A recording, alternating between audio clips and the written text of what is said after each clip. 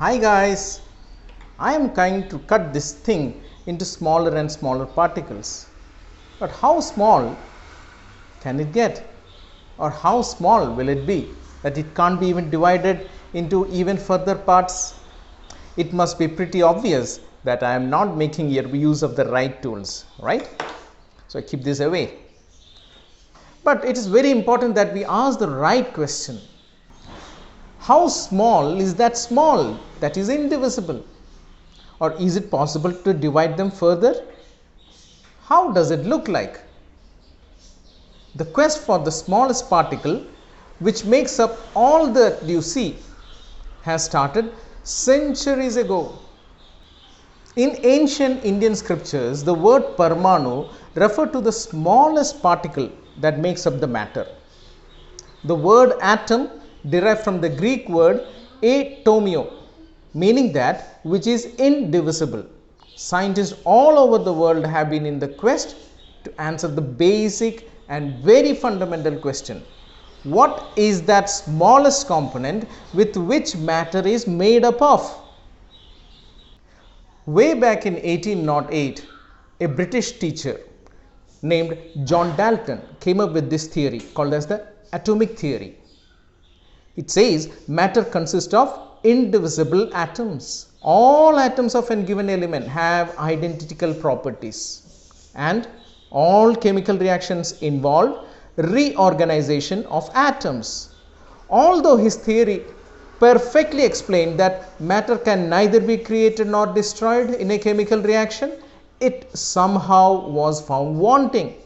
If you ask, is an atom really indivisible? Yes, I mean to say that atoms too can be subdivided into subatomic particles: the protons, the neutrons, and the electrons. The first hint on the existence was provided by the studies on static electricity, that when you rub a glass rod with a silk cloth, the charged glass tends to attract oppositely charged or uncharged objects such as bits of paper or your hair strands. Oops, did I say charged particles? Yes, you heard it right. Charged particles. Particles have charge which are most likely much smaller than atoms. By 1850s, the experiment by Michael Faraday on cathode ray tubes observed a stream of particles moving from the negative electrode to the positive electrode. These rays were nothing but negatively charged particles. Now we know that even the flow of electricity is indeed the flow of negatively charged particles. Are those negatively charged particles the only subatomic particles present? If it was so, then all matters should have been negatively charged, right?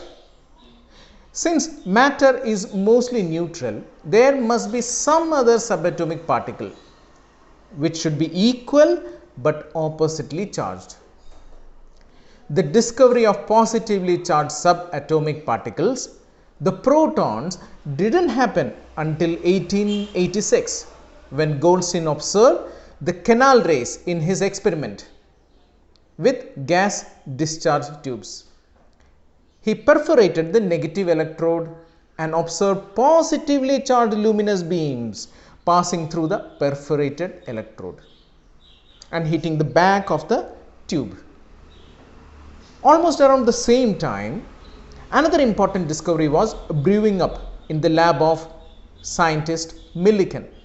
The famous oil drop experiment by Millikan accurately estimated the mass as well as the charge of electrons and protons.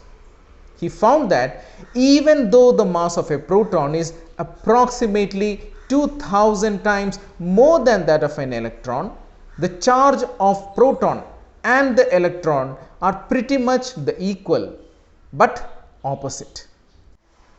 Just think the existence of positively charged protons and the negatively charged electrons within an atom.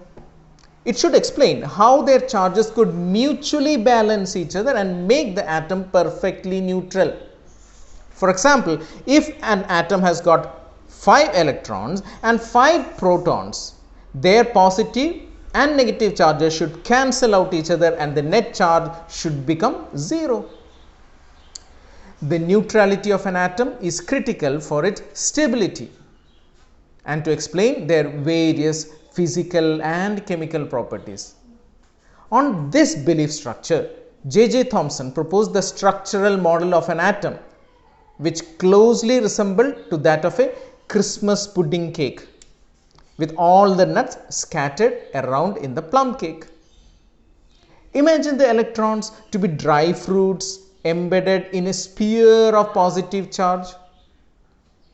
Thomson's model consisted of positively charged sphere and the electrons embedded in it.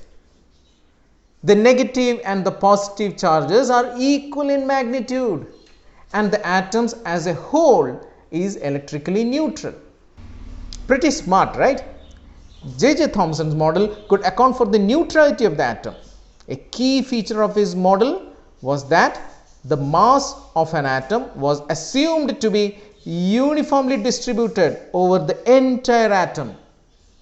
Now this was proved wrong by Ernst Rutherford using his infamous gold foil experiment, in which he bombarded very thin gold foils with high energy alpha particles and observed how the scattering of these particles took place.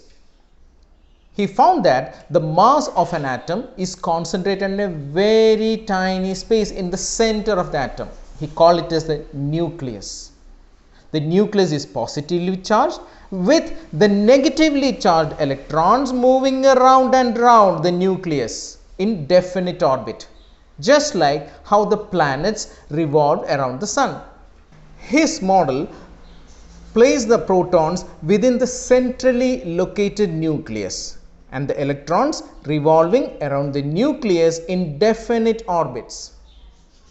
The electrons and the nucleus are held together by an electrostatic force of attraction.